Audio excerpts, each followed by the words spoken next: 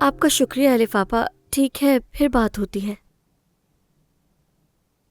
हाँ, अलिफ पापा भी आज बिजी हैं। अब मैं क्या करूं? हाँ।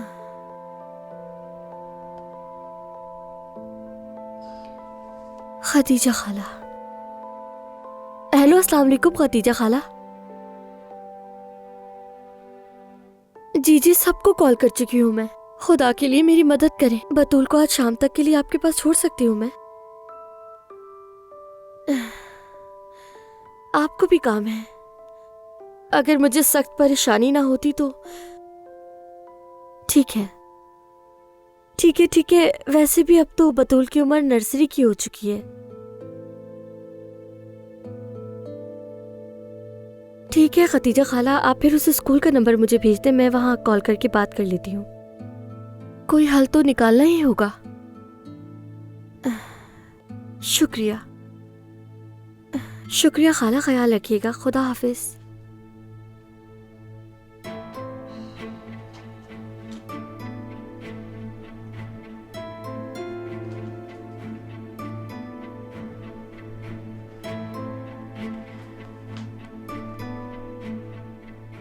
अस्सलाम वालेकुम नाइला साहिबा।